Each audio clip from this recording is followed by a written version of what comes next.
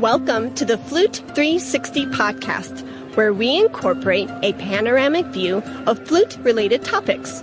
I am your host, Heidi K. Begay, and this is episode 71, NFA highlights from the Wm.S. Haynes Booth.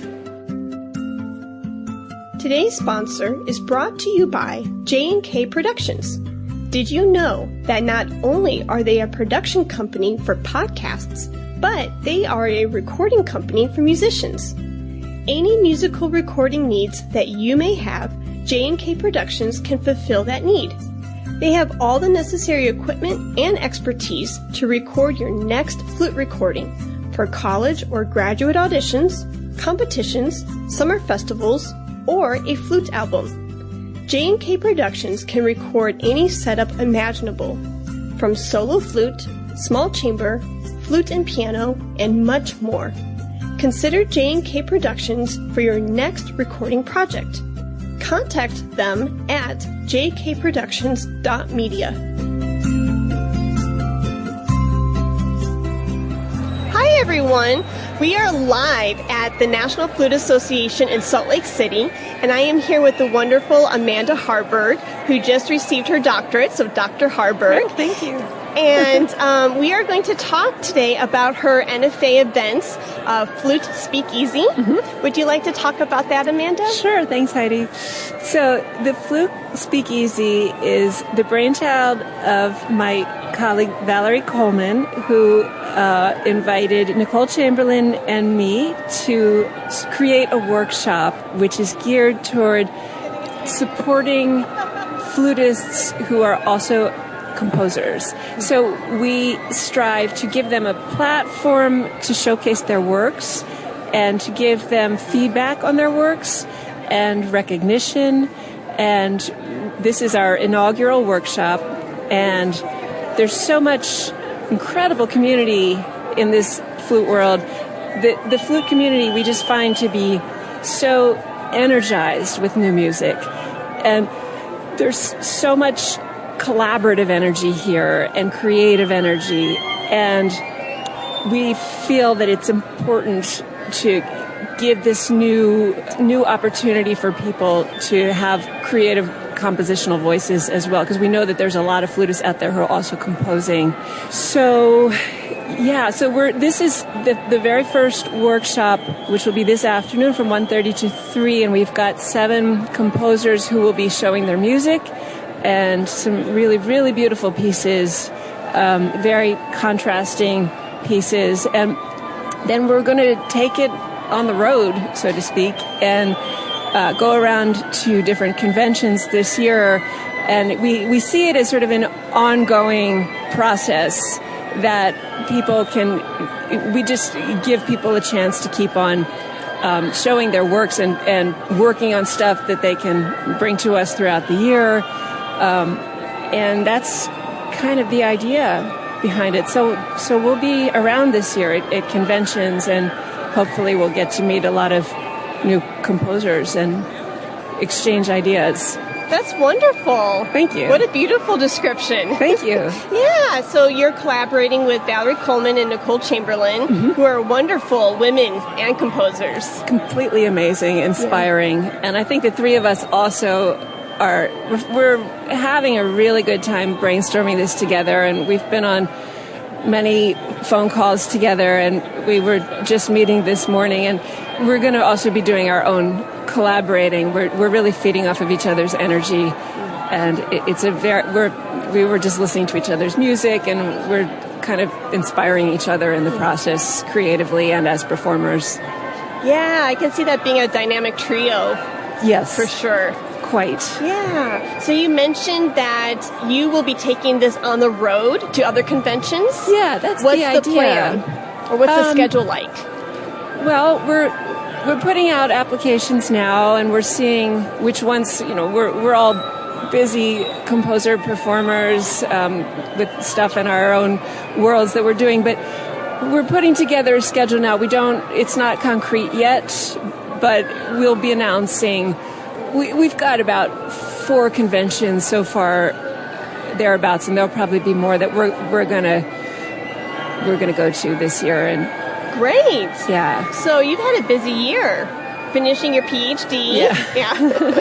And you were mentioning some of your works that you completed this year. Could you share with the listeners your year in summary and what you'd like to showcase? Yeah, thanks, Heidi. Well, I worked very hard on my dissertation this year, which was about tone poems and how symphonic orchestral music adapts when there's a extra musical subject inspiring, driving the musical form, and how different kinds of programs, be it painting or story or poem or environmental activism, or how different kinds of programs have different kinds of effects on the music. And it was quite a year. Yeah. a lot of very late nights and very early mornings to get my dissertation done. Yeah. And then on top of that, I also wrote my own tone poem for the Bay Atlantic Symphony, commissioned by Bay Atlantic and artistic director Jed Galen. So that was a 12-minute orchestra piece that Bay Atlantic performed 5 times in May. And that was very exciting. They're a wonderful orchestra in New Jersey. So that was a highlight of my year. And also, I had some major publications come out with Theodore Presser Company. My woodwind quintet, my suite for wind quintet, was released just a couple of weeks ago. Very excited about that. I feel that is one of my strongest pieces. It was commissioned by the Dorian Wind Quintet in 2017, and the Aspen Wind Quintet will actually be giving the NFA convention premiere tomorrow morning. So that's pretty thrilling, and it's now available with Presser. And that was a big job to get that prepared, and a lot of people spent a lot of time going through with proofing and details, and several quintets really helped me with it was collaborative editing where people would spot something that I might have missed or that could be more detailed, and it was a really incredible experience writing that piece and refining that piece. Big effort. Oh, wow. And totally worthwhile, thrilling effort. And to see it in print is really wonderful. Yeah, to see like nothing and then the progress and the process of the composition, edits, and then on page. Yes. I'm sure that's very exhilarating. It was funny when I first started the piece, I was slightly terrified at the idea of writing a wind quintet. It's a very exposed medium, very contrapuntal medium. You can't hide behind the piano pedal. You can't hide behind the shimmering string textures. The instruments are all sort of heterogeneous, and then you've got this horn. What do you do with the horn in the middle of a bunch of woodwinds? That darn horn. and it was tricky to sort of reconcile that. And I actually wrote like 2 movements that I didn't even use. It took more time getting into the piece than it took to write the piece. And then when I actually got going, it was just so much fun. And I ended up, now it's like my favorite medium. Oh, neat. Isn't that funny? And then, of course, the Dorian Quintet is phenomenal, and they took it on the road and performed it a lot in 2017-18. They're still performing it a lot. And we recorded it last January, 2 Januaries ago. And so that was one thing. And then the other major publication was my piccolo sonata. Yes. So that's those 2 pieces I feel like are my best pieces. Yeah. And the piccolo sonata, in a way that's it has an intimacy that speaks to me. And it was commissioned by Regina Helcher-Yost, who also put together the Mike Mauer Piccolo Sonata Commission and others. And she's a champion of growing the piccolo repertoire. She put together a consortium of 23 piccoloists. She initially invited me to write a short piece for piano and piccolo. And as I got into it, I was having so much fun with it, I wrote a full sonata. It kept growing. First it was a 5-minute piece, and then it was a sonatina, and it ended up as a as a full sonata. Oh, cool. So, did you anticipate that, or did that just happen organically? It happened completely organically. Okay. And it's funny, the whole process, that when Regina first commissioned me, I hadn't planned to write for piccolo, and I hadn't really entertained the idea. And at first, I didn't know what I was going to do with it. It's so high.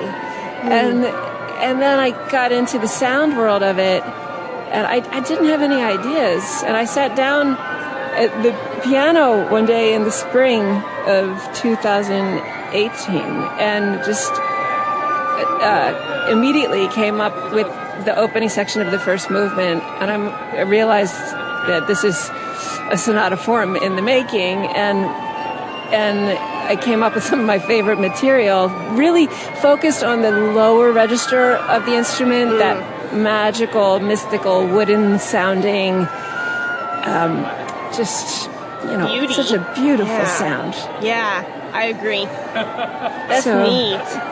Is that what your compositional process is like in general? Like, you have an idea and then you just let it form what it needs to be on its own, or are there times when you're just like very matter of fact and does that make sense? Yeah. Like, is your compositional process different from piece to piece, or does it seem to be about the same? No, that's a great question. Yes, it's different from every piece. Generally, the materials have to determine the form. Okay. And I can't assert my concepts onto the materials. I have to try to understand what they want to do. I see. So it's a little scary because if somebody asks me to write a certain piece, I'm like, okay, but then something else might come out ultimately. I see. But generally, people are pretty flexible. Yeah. I try to stay within the general ballpark. Okay. But some pieces, it's very clear from the get-go that, this wants to be an arc form with a clear-cut climax at the 4-minute point that then winds down to a soft, solace-filled ending. Or some pieces want to have a foil and have a contrasting thematic section and traditional development, which I like traditional form. Yeah.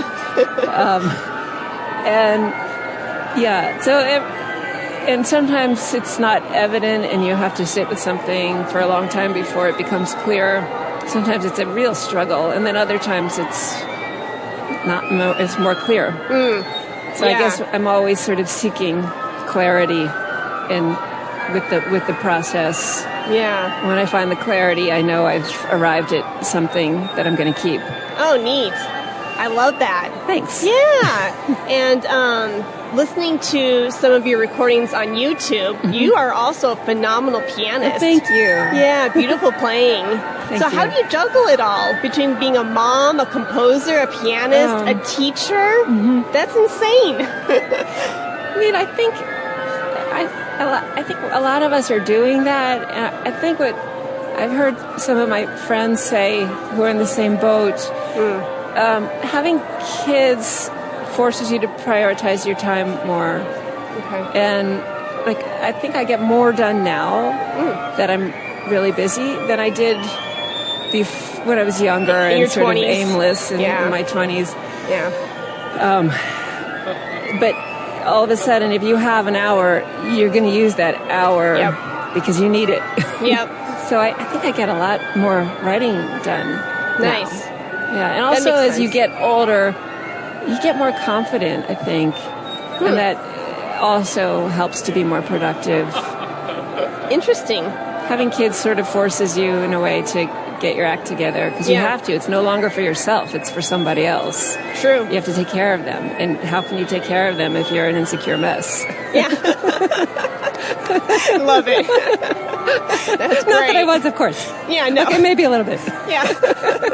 That's great. I love that. Well, thank you for sharing. Is there anything that you want to share with the listeners? maybe aspiring composers out there who are young and getting their degrees, is there a piece of advice that you would like to offer them? Keep writing. Don't worry about what others deem to be success. If you have creativity in you and a creative idea that you want to pursue, we all have creativity in us, but if you're really engaging with your creativity and trying to write music, if it's there, you're meant to do it. And just do it for yourself, and the rest will fall into place. Yeah, that would be my advice. How nice. What a great gold nugget. Thanks. Yeah. Just keep at it and believe in yourself, and the rest will follow. It's not about the worldly success. That cannot be your arbiter of success. I mean, the trends ebb and flow, you know. Yeah. And the person, the star of the day today is not. It's not about that. Yeah. It's about you developing your substantial self. Yeah, showing up over for the yourself. long term. Yeah. And using music as that creative outlet to fulfill that inner need. Yes. Yeah. Exactly. Yeah. Nicely said. Yes. Yeah. Love it. Well, thank you so much for sharing your time with us. Thank you, Do you have Heidi. anything else that you would like to add to our talk? Come to the Flute Speakeasy today. It's going to be really fun. Yeah. And inspiring, I hope. Yeah, no, definitely. And there was a tribute to Catherine Hoover. Yes. Yeah. Yes. I think we all were deeply touched by just the mark she left on all of us in this musical community. Yes. Because I did the same thing when I heard of her passing. She was a good friend of mine as well. And I attributed a series of the podcast to her. And so to see how you ladies were influenced by her mark. Yes. And just the other people paying tribute to her, it speaks highly of her. Her and her legacy. Of generosity and creativity is very much part of why we're doing this workshop. Neat. Thank you, Amanda. Thank you, Heidi. Yeah, have a great time at NFA. Thank you.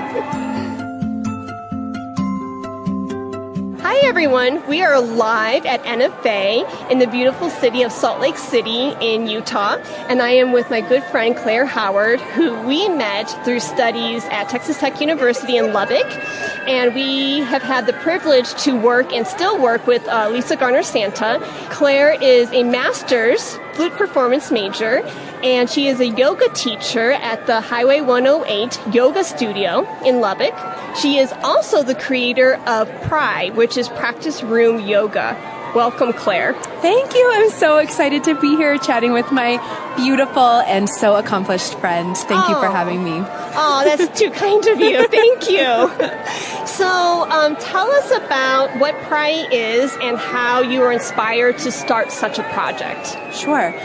So Practice Room Yoga is a tool for musicians who are frequently, as a musician myself, I know that musicians are frequently broke and they frequently don't have a lot of time on their hands. So this was my offering to the music world, something that is free and accessible anywhere, that is brief and can be kind of a touchstone for musicians to use in the practice room, to move their bodies, to quiet their minds, mini meditations, mini yoga flows.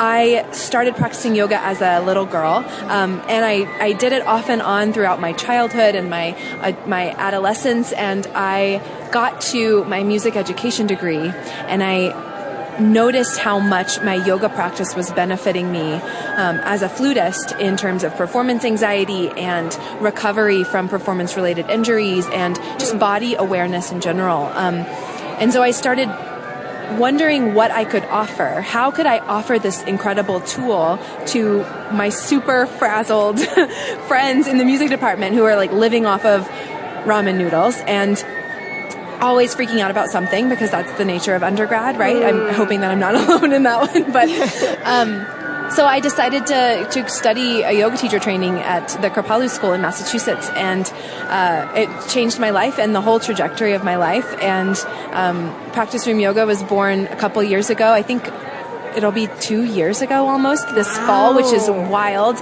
And it's just a YouTube channel that is trying to make yoga accessible, trying to make movement and embodied performance accessible to musicians. Nice.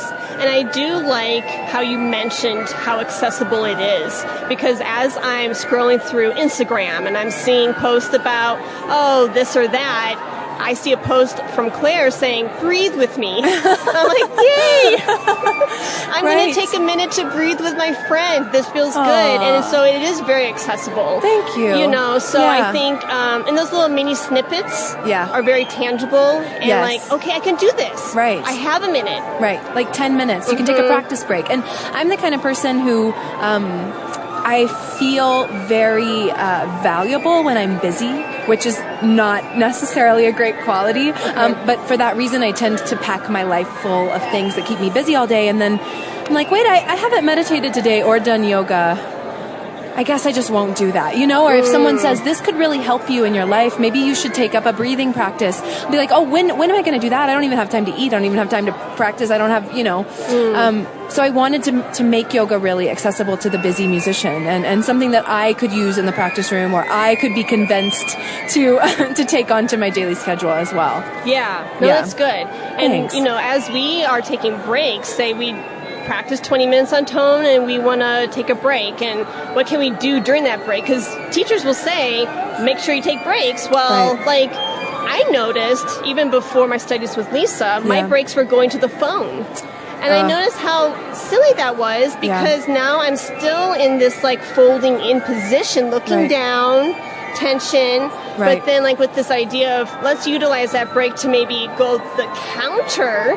Right. You know. Right. And I remember, was it your second episode that you did a physical therapist and a flutist? Good memory. The first one, actually. It was the first episode. Yeah, with Dr. Susan Fain. Yes. Which you interviewed. Yes. When was that interview? That was, I think it was my sophomore or my junior year of undergrad. So a few years ago, I did a roundtable discussion on wellness, and it was published in the Flute View online magazine, and it was so interesting to even scratch the surface of her knowledge as a physical therapist and a flutist. I mean, she has a doctorate in both, which is crazy and amazing. But I remember that part of the conversation, and it stuck with me. Like, I do the same thing where I'm like, oh, time to give my brain a break. Let me scroll. And I'm still collapsing in my chest. And she was like, if anything, you need to take your hands to the left side, like the opposite of a flute, or you need to open across the chest. And so I try to do things like that now, or like lay on my back with my legs up against the wall. Nice. I mean, if I'm practicing at home, that's obviously accessible. When I'm in the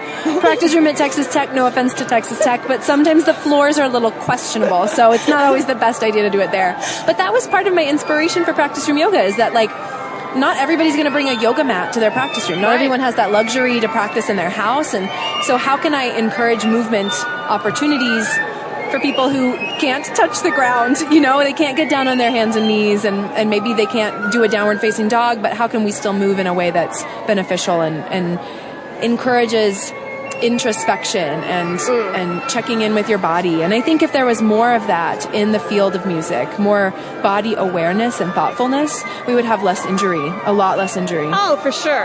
Yeah. And I remember reading a quote, I think it's by Benjamin Franklin, and he says something like, prevention is the best medicine. I mean, when I think about my injuries that are related to performance related injuries, you know, looking back in hindsight, it's like, why didn't somebody tell this to me? Because knowledge is power. Right? And if somebody would have just explained that your body's not a machine. It needs to break, it needs to breathe, then I think a lot of my injuries that did occur could have been prevented.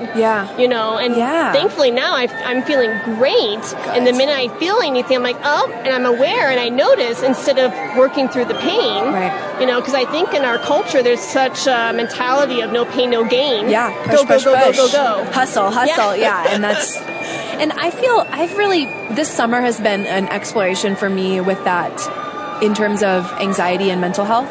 And I got to a really scary place last year, if I'm being honest, and I was just consumed by anxiety, and it turned into this weird, tiny depressive episode that scared me bad enough that I started seeing a therapist, which was one of the best decisions I've ever made. But I realized that there was no preventative action happening in my life to help me stay in a focused and balanced place. It was all a giving of energy and all of a busyness and keeping myself going until the end of the day when I crash on the couch and then I just zone out and watch Netflix. There was no replenishing, no like filling of my own cup. And so now I'm trying to, before the school year starts again, I'm trying to get into practices like Abhyanga, which is like an oil massage. It's kind of like a self-massage that's supposed to feel really healing and remind you like, okay, I am a physical body. I'm not just like a brain with legs, right? Like, I'm trying to get into a journaling practice and really restructure and refocus my daily meditation and pranayama practice. And I think that those things, if I plan on surviving the next year of this degree, which is a wonderful degree, I love Dr. Garner. It's nothing about the degree itself. It's about willingness to draw boundaries where I need to draw boundaries and to take care of myself when I need to take care of myself and to not let myself be overextended. It's an important time for me to experiment with those things and act preventatively. Because if I just keep going like I was going, I'm going to burn out. I'm going to explode. Like, you know, have a breakdown. Have a breakdown. And I can't afford that. Nobody can. Right? Yeah, we're too busy to afford a breakdown. What do they say? Like, you are no good to, you know, the people in your life if you aren't taken care of. Like, how can you give to your students and to your yoga studio and your studies if you're not actually feeding yourself first? Because then you're just depleted. Yeah, and it's not the human experience to live so outside of our bodies.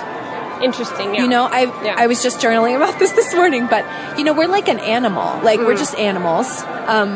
And we have these souls that get to inhabit these bodies and experience life in the physical realm.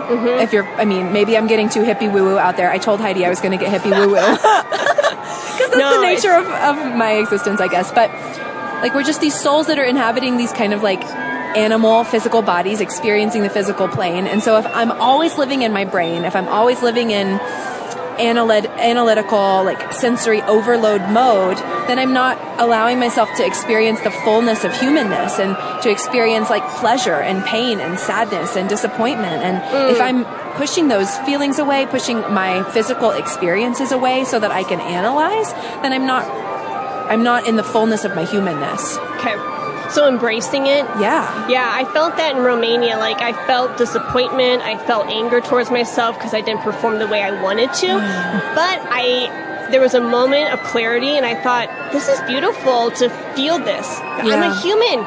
Yay, I'm just going to allow those feelings to just be, because that meant that I put myself out there. I tried, and feeling disappointment was like, well, I would rather feel disappointment than just nothing at all. Yes. I don't know if that's kind of what you're saying. Yes, but that's exactly what I'm saying. And I think yoga, if I'm looping it back around to yoga, I learned a lot of that on the mat, because we'll be in a difficult posture like Warrior One or Utkatasana or something that's strenuous. And as the teacher, it's my job to remind students, like, this is intense and this might feel warm and this might feel, you know, you might have increased heart rate here, or your breath might be faster, and you can sit with that, and you're going to survive this pose, and you're going to feel every feeling here, and it's going to be intense for you maybe, but then we're going to release the posture, and then you're going to be okay on the other side. And if we can sit with those feelings and really practice, the mat is like a laboratory for that. You know, you get to move in and out of these places of intensity and ease, and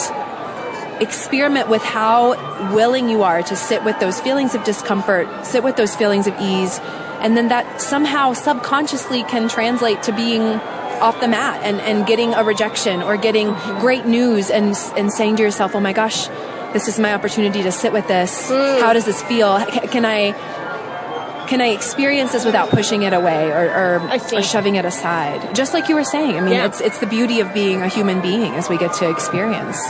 Yeah. I learned a lot of that from yoga. And I went to my teacher training when I was 20. So I was really, I was young to learn those lessons. And it changed my life. It changed the whole way that I was moving through the world and that I wanted to interact with the world. And I'm so lucky that I got to learn those lessons at 20 and to digest them. I'm 25 now, so to take 5 years to digest has been really important for me. And even with that, I've still struggled with anxiety and still struggled with, the ups and downs of life. Yeah. So I can't imagine where I would be without yoga. So, yeah. So what I'm hearing you say is because it has influenced you so much, you want to share that love and that experience to others to see if that could essentially benefit them, somebody else's life. Right. Yeah. And it's like there's this well of blissfulness and peacefulness and authenticity and realness that lives inside of us. And the five senses and the external world are always pulling us away.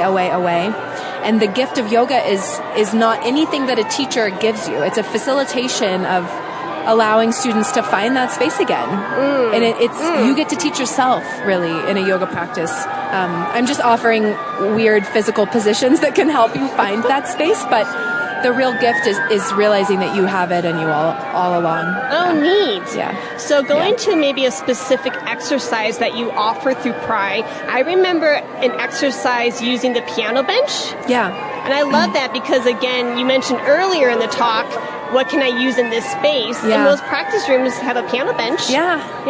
Can you remind the listeners what that exercise looks like? Because I'm being very vague right now. I think you might be talking about yoga to wind down. I have a video it's like a chair yoga practice that can be done on a piano bench, but there are also a lot of really cool, you can do cat and cow with the spine on a piano bench, putting your hands flat on the bench and then hinging from the hips to allow your spine to be parallel to the ground. And then as you inhale, find a smiley face shape with the spine, taking heart forward, tailbone lifts.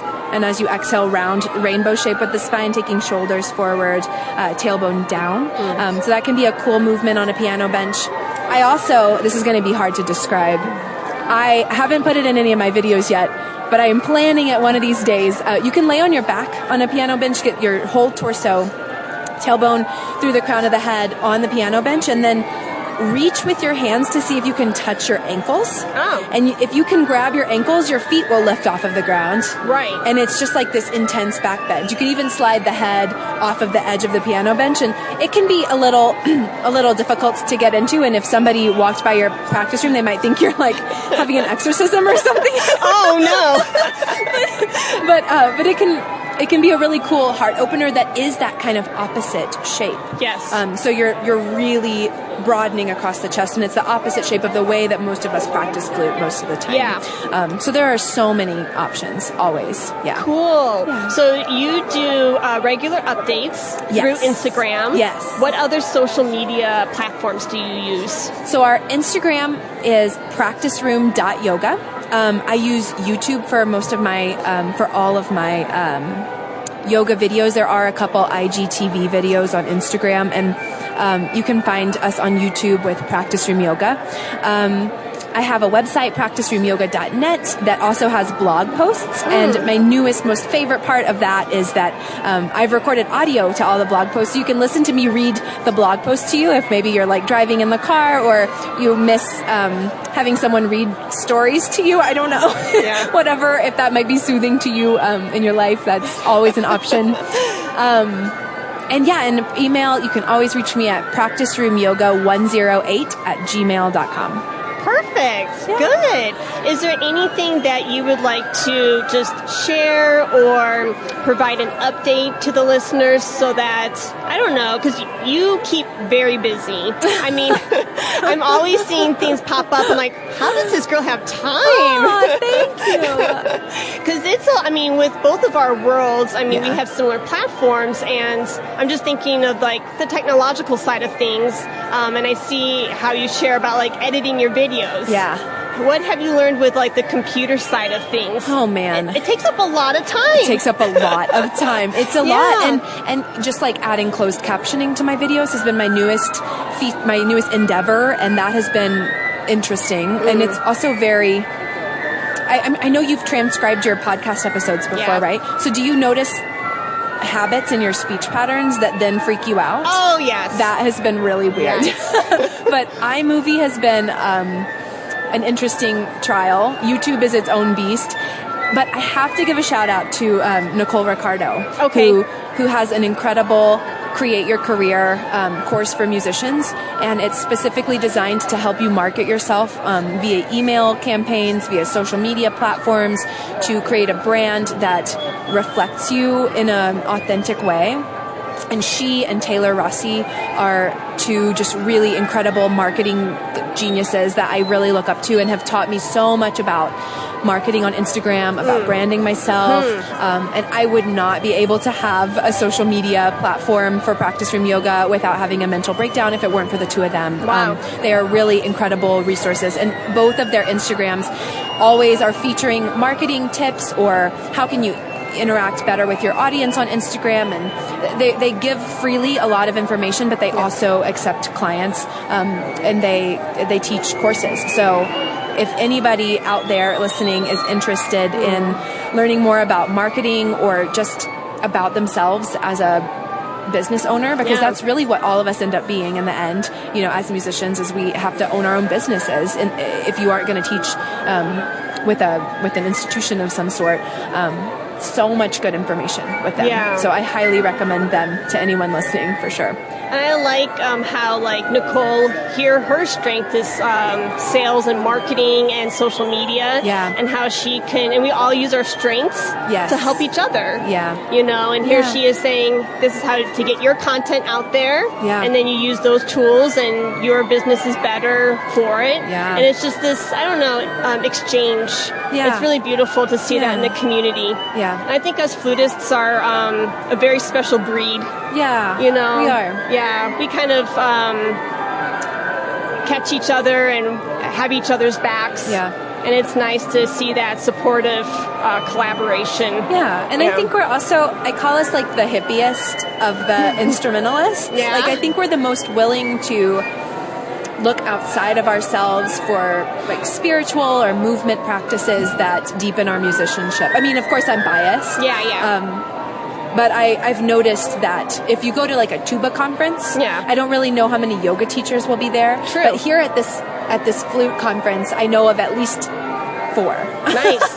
You know, so I think that's an interesting and beautiful part of being a flutist as well. Yeah. Oh, cool. Yeah. Anything else you want to add? Because what I've learned as a podcaster is sometimes I'm like, and wrap, and done. And they're like, but wait, I want to mention blah, blah, blah. And I hate to cut you off in any way. I think that's all that I wanted to say, and I'm just really impressed and grateful for this platform, that all the work that you have put in over the past year and a half to continue to facilitate a community for flutists to talk about what they love and to learn from each other. That is such a gift. So thank you so much.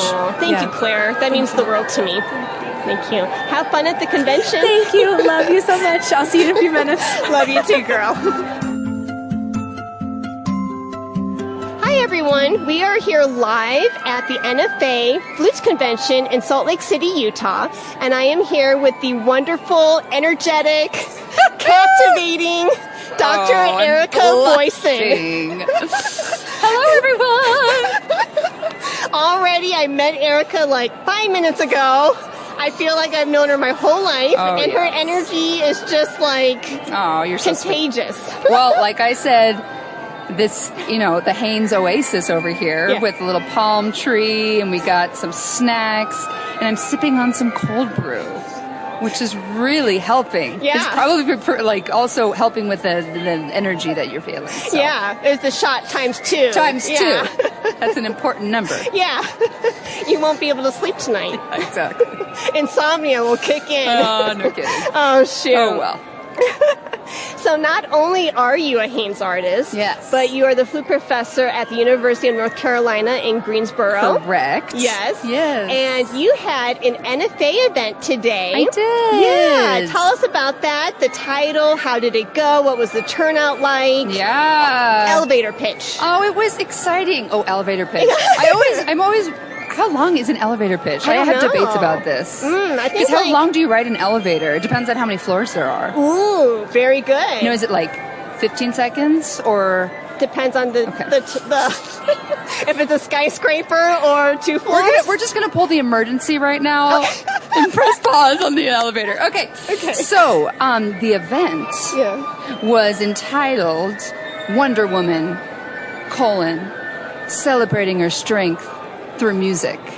And it was really special. Yeah. Also because, we, all the performers got there and we were just having fun, catching up, old friends, people that you knew on social media but hadn't met in person. And it was a great group of people. And then all of a sudden someone tapped us on the shoulder and was like, concert's supposed to start in like 2 minutes. And we're like, oh crap, okay. So, the whole program, was, works by women composers, and the vast majority of the performers were women. There were 2 pianists that were men, but in the piece the 2 pieces that I performed, the first one was by a dear friend, Natalie Joachim of 8th Blackbird and Flutronics. I played her solo piece for flute, amplified flute and electronics, and it features her voice, her gorgeous voice, entitled Wander. So I got to share some of Natalie's music with the audience, which is always fun. And then the program ended with the famous Nicole Chamberlain, her trio Percolate, with Kelly Sulik and Lindsay Leach Sparks. And that's so fun. You get like lots of wonderful, slobber all over your flute with all that, all the pizzicato stuff, and it's stomping, and it was super fun. Yeah. So if you guys don't know that piece, or both of those pieces, check them out. Nice. They're awesome. I remember when I was learning Nicole Chamberlain's Wail for flute and trombone, that there's a lot of spitting and, all this. And I remember envisioning giving a future lesson to this future student, saying, if you're not like slobbering, you're not doing it right. You're not putting enough air and spit out there. Yeah, exactly. It's so That's true. what that reminds me of. You get out the swab for the inside of your flute and the outside of your flute, and your mouth a little bit, yes. Yeah. Have a little hanky ready to go. Nice. Well, it sounds like it was a great event. It was. Was it a good turnout? It was a good turnout. Good. And that's the joy of these conventions, right? It's reconnecting with people you've known since, my very first flute teacher, and the person I credit, to the reason why I'm playing the flute today, Kimberly Helton, she was there, and her whole family was there, and she knew me when I was like 8 years old, and then some of my students were there, and so the connection that happens afterwards, and getting to, meet new people, and so that's always a highlight too. Seeing that family flute tree right in front of your eyes. Oh my gosh. It's very, very special. There's a lot to celebrate over the course of these 4 days, Yeah. And that's definitely one of them. That's cool. Yeah. Yeah, just even when you said, my first flute teacher since you were 8, even in passing, going up the escalator, and I see one of my very first flute teachers, Diane Boyd Schultz, who teaches in Alabama. I didn't even get to say hi to her, but just that, no kidding.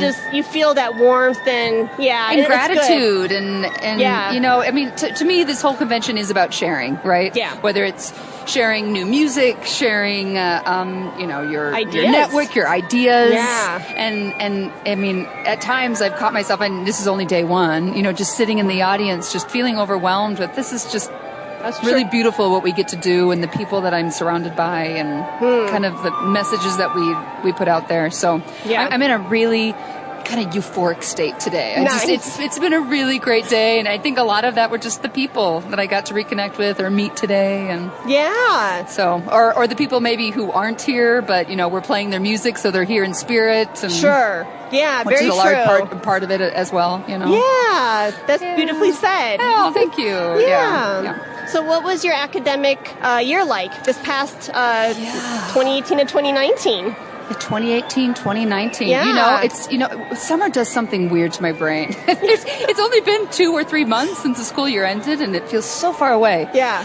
But what are some highlights from this last year? I guess most immediately I'm thinking of our Flute Fest that we host at UNCG, and actually Natalie Joachim was our guest artist, and she she inspired a lot of people in the Greensboro area just by her personhood, but also by her music and just who she is and her interesting kind of path through education and then into her professional life. What else? For me personally, there was a lot of fun travels and performances with a chamber group of mine, the Four Corners Ensemble. We played in New York and went to China, and we went to Connecticut. With my students, I mean, it's hard to even recount, all the highlights with my students. Oh, sure. I mean, it's kind of a thing. I'm just kind of in a happy place today talking about how wonderful the convention is, but also just the privilege of my job and getting to work with these individuals. Last year was around 18 individuals, and getting to work with them one-on-one and seeing their growth and, putting together their goals and then helping them achieve it each and every semester and seeing them, put themselves out there and put themselves in vulnerable positions and really learn a lot from them. So, I mean, highlights would include...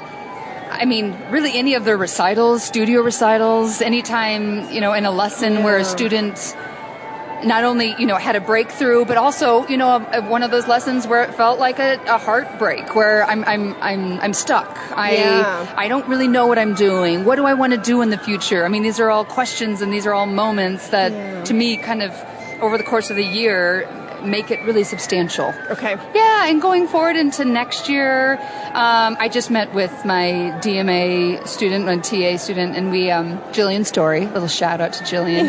And something I like to do is always have these special projects each year or each semester, so that we're covering a lot of the fundamentals and doing a lot of the same things similarly each semester, whether that's, a specific, for instance, like semesterly studio recitals or studio classes or memorization projects, stuff like that. But we're trying to come up with new and different things to exercise these supplemental skills that are kind of required of a musician. Okay. Entrepreneurial, perhaps? Perhaps, yeah. So, and this can range from a variety of things, right? One semester, we worked on mindfulness and meditation. Nice. And making a commitment to every time before we pull out our flute would be a reminder to, sit for at least 5 minutes just with our breath.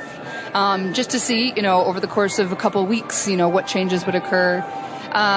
Let's see here. We've done other projects that we're coming up with for this next fall.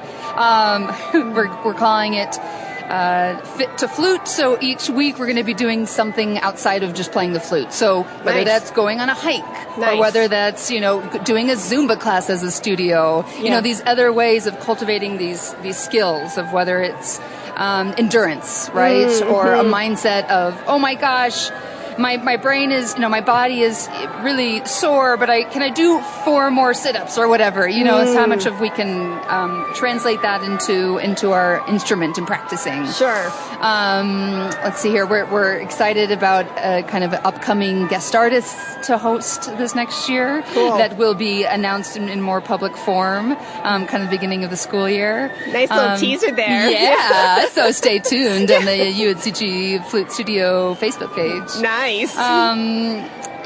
So those are kind of the things that are coming to the fore when asked about highlights about last year and this upcoming year. That's great. Yeah. A lot to be thankful for and a lot to look forward to. And I can just see, since this is only audio, the listeners can't see the visualization, but Erica's face is lighting up. And sweet. Since I got so excited, just your body language when you said my job and my students. Yeah. Can I be a little selfish and ask, because there's a lot of DMA recent graduates, colleagues and friends, and just like the job application process, because it's so competitive.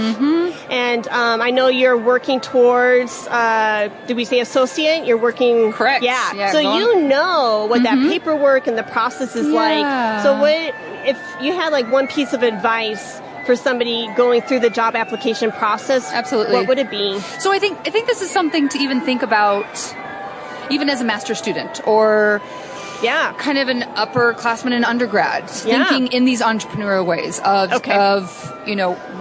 what sets me apart. Okay. Right? So it's required that everyone is a master on their instrument, right? That you play in time, you play in tune, and you play with a great sound, and you really offer something with your music. Okay. But beyond that alone isn't sufficient. Okay. You know, what else sets you apart? Okay.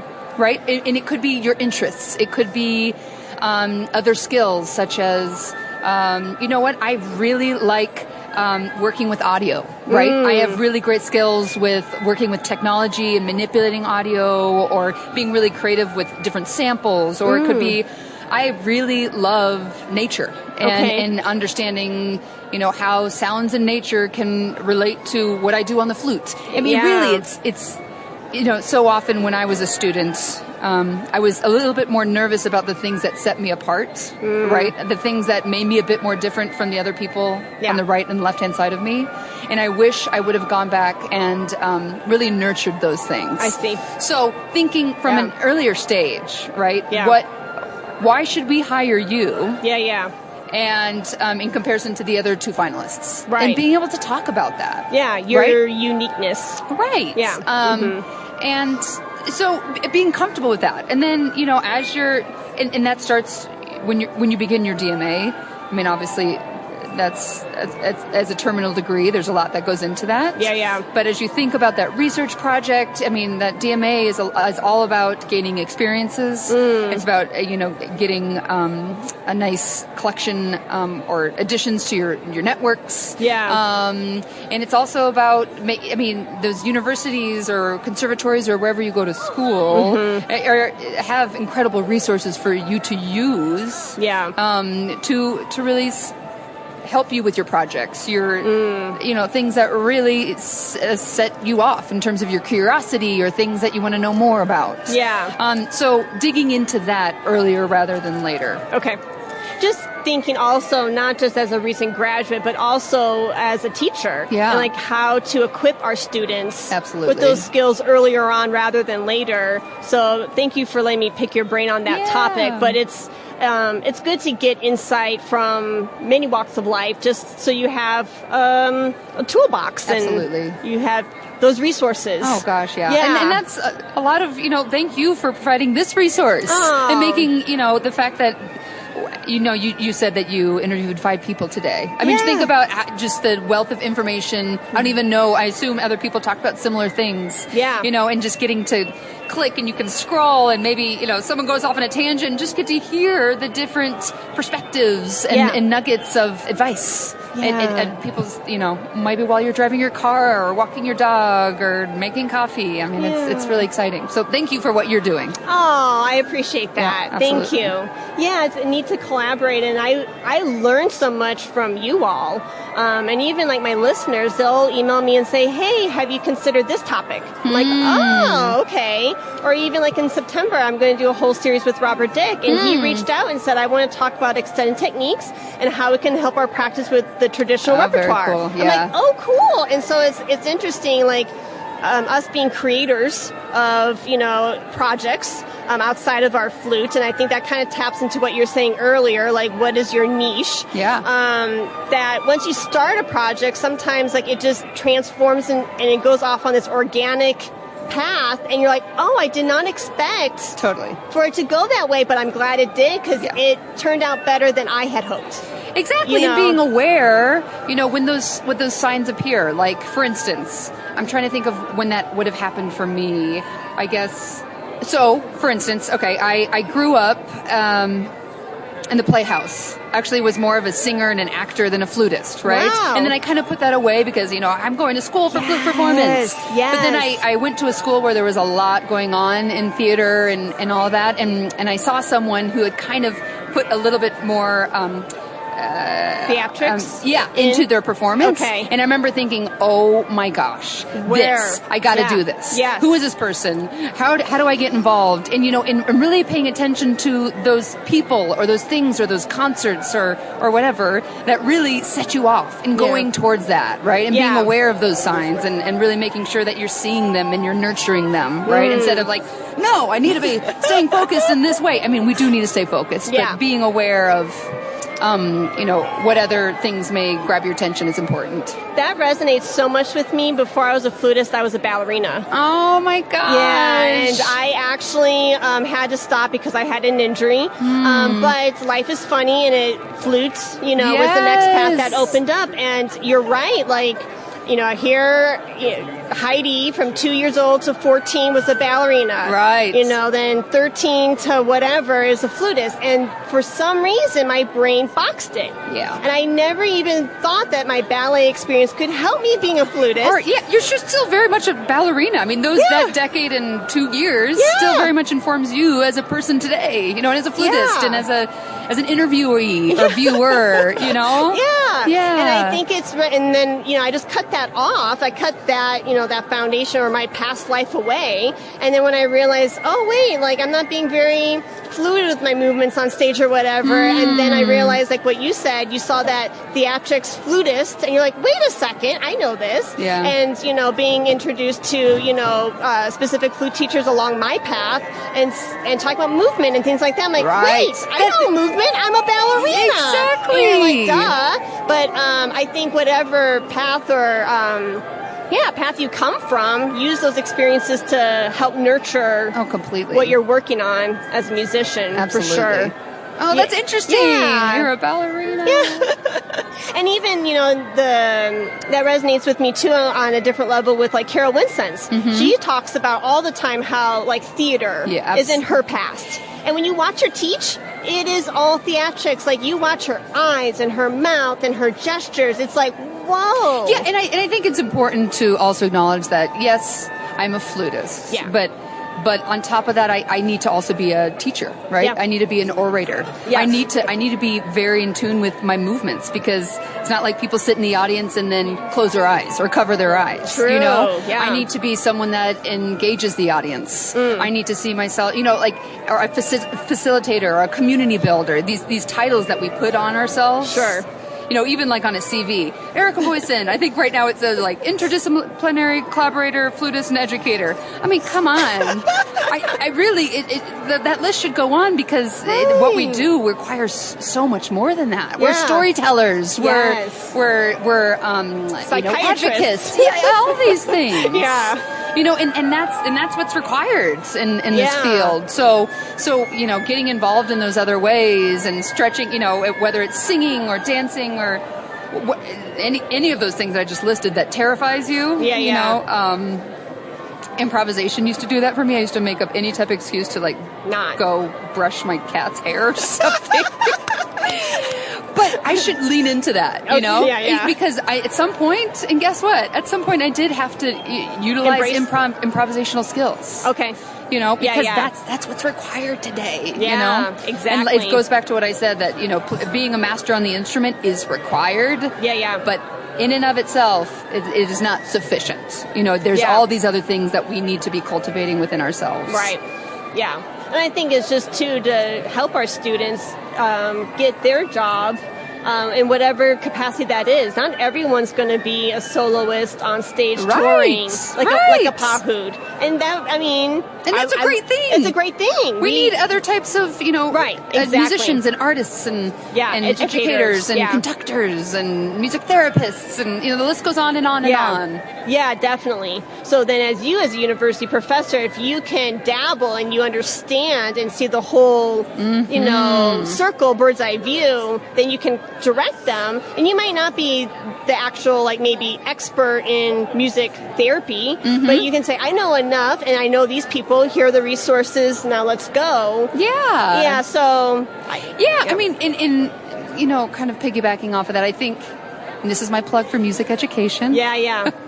Because I think going into music is one of the most effective or immediate ways of cultivating certain skills that are required of any profession, right? Whether that's work ethic, whether that's accountability, whether that's setting goals and making sure you're achieving them, whether that's working well in groups, whether that's, and what other degree on campus at a university do you get to meet one-on-one with a mentor? Right.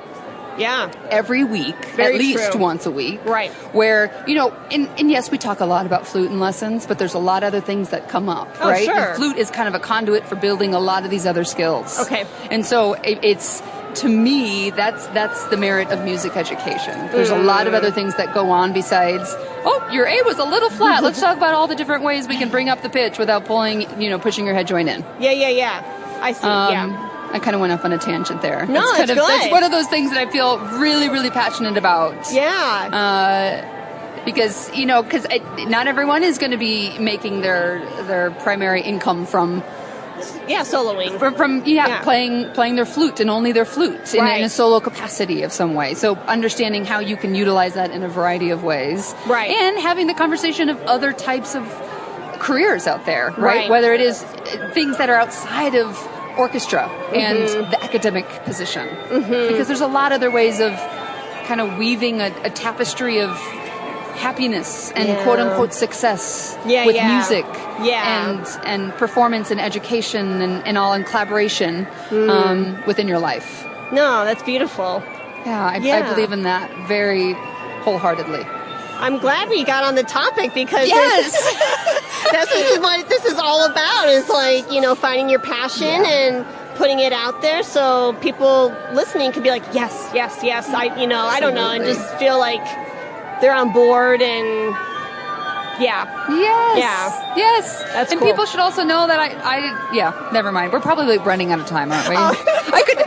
These are topics that I, can go long and long about. Yeah. But anyway. Well, one of the things I have learned through podcasting is I usually say, okay, that's a wrap. And then afterwards the guest goes, bye. Oh, wait, I add this one thing in. Yeah. So my lesson I've learned through this year journey is there anything that you want to share, shout out, a summary, last whatever, so you don't feel like you were gypped? Oh, wow. Kind of last statements. Or a pick, or even like a pick, like, I don't know, your favorite chip brand. Or chip brand? I don't know, that was very random. Are you eating some chips right now? Yeah, I'm craving salt right now. Probably dehydrated. It's super dry here. Yeah, it is. Okay, closing thoughts. And I think this is probably just something that, based on our just most immediate conversation, I want to put it out there that there's lots of, literally something that I just kind of mentioned, there's a lot of different meanings of success in this field. Okay. And that, just these certain jobs, whether it's in the orchestra or if it's in academia or anything else, that there's a lot of other ways of building a meaningful career in music. And I'm really excited about having more of those types of conversations about how students can kind of cultivate that and making sure that other people who are, building that meaningful career outside of these institutions, how they're doing that so other people can be inspired by that. In addition, I'm trying to think of my favorite chip brand. Sun chips, Doritos. This is something fun. Yeah. So I got here. I'm only remembering this because when I first got here, what was it, on Tuesday? I was so hungry, okay? And my hotel wasn't ready. I was like, I'm going to go to Whole Foods. It's only 2 miles away. It's a grocery store. I can get all these things from my hotel room, and I can just veg, right? Yeah. Okay, so I start walking, and if anyone who is going to visit Salt Lake City in the near future, it's very hot and dry here. So 2 miles feels more like 20 miles in 95-degree heat. So, and I had my flute on my back, and it was like half mile in, and I was like, I'm not going to make it. Oh no! I was like, okay, what are my what are some other options? And everywhere there's all these. Yeah, right. I could stick up my thumb. Probably could find another flutist, fellow flutist. Yeah. But there's all those, the scooters, the lime scooters, the bird scooters. Have you ever? No. Well, I refuse because I don't have very good balance. Okay. And I'm afraid that I'm going to just topple over. Totally. So we have a lot of these in Greensboro, and I'm always thinking, oh my gosh, this looks so dangerous. But I was like, this will get me there twice as fast. So I found some shade underneath a tree, and I downloaded my, lime scooter thing, and I scooter to Whole Foods. Nice. And I survived to tell the tale. Good job. But I would like to warn people that it's something to maybe practice before you go, like, on the streets. Oh. Because it is, I'm sorry, but it's very, it's really, the balance thing is very real. It's a thing, yeah. It's a thing. And wear a helmet. And practice in maybe a parking lot. I don't know. That probably doesn't sound safe either. Practice on your driveway. Yeah. Anyway, so that's my fun fact. Okay. I rode a Lime scooter for the first time 2 days ago. You live to tell the tale. To tell the tale. With the backpack and your flute, everything. Yes, You're brave. I'm brave. I would be so afraid of, like, ruining my flute. Well, there was that. That's a good point. Yeah. That reminds me one time, I have never shared this story before, but I'm feeling very vulnerable and comfortable. Do it. Right here, right now. August 1st. Okay. It's probably past 5:30 and the convention is... 5:29. Oh my gosh, 60 seconds. Yes. It's your elevator pitch. It was my first year of my master's, and I was in Louisiana working with Dr. Danette McDermott, and I was going off to orchestra practice, and I wanted to make a shortcut. I was on my bike. I didn't own a car because it was, do you buy a flute or a car? And I bought a flute. It's a smart choice. So I did not have a car. It's better for the environment. Yes. Yes. Less carbon, my carbon print is small. Yeah. So I rode my bike and I wanted to take a shortcut because I didn't want to go all the way around to the Yes. museum. Yeah. So I saw this grassy hill and I thought, oh, I'm in shape. I run. I can do this. Well, the hill was steeper than I thought it was. Okay. Started going up. And I'm like, oh no. Do. Oh, no. I Wait, wanted what about to- the flute? Was the flute on? The flute's fine. Oh, good. Flute's fine. My knee, my son, my... yeah. I should have asked first about how you were doing it at your flute. I'm but sorry. You're a flutist at heart. You have to make sure that the instrument's okay. But I just had at first I was like, there are tears. I'm like, I can't go to orchestra like this. And then I'm like walking my bike. I'm like, and then you start laughing at yourself. But I'm like, oh my gosh, what were you thinking? Wait, did anyone see you? Because sometimes, they're closing up the lights. It was right. Oh. You know how funny that is when you fall, and then all of a sudden you're like, wait, did anybody see that? And you're like, oh my gosh, that was funny. I am fine. Well, the thing was, it was on the side of, like, the busiest highway in Natchitoches. No. So I'm pretty sure there were, like, 1 million people who saw me, but it was Louisiana. That was 2007, so that was a long time ago.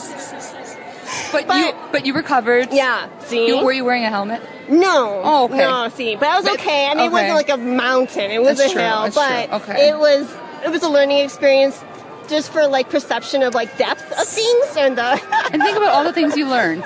I know. In retrospect. Yeah. Don't take shortcuts. Don't take shortcuts. Yeah, it's okay to go the long way. It might take a little longer, It is. but it'll pay off so you don't get scraped up. There you go. Yeah. Always wear a helmet. Make sure that food's okay. So, yeah, Yes. I haven't, There's probably other things in there too, but they closed off the lights. They shut down the light, or they turned off. That's how you turned.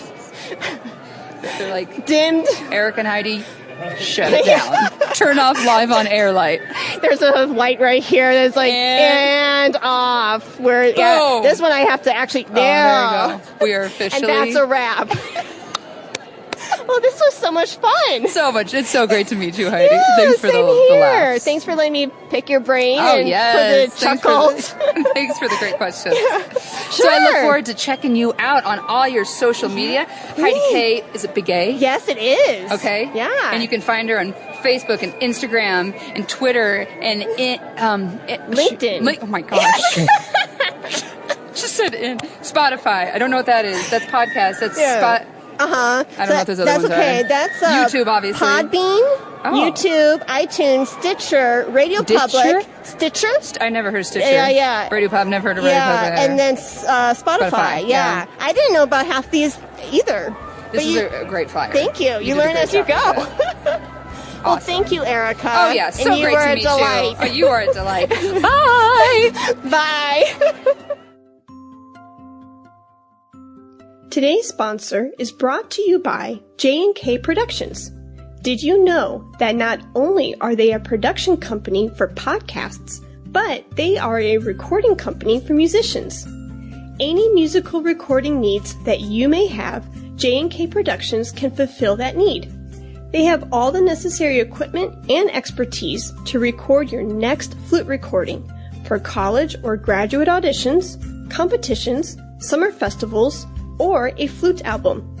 J&K Productions can record any setup imaginable, from solo flute, small chamber, flute and piano, and much more. Consider J&K Productions for your next recording project.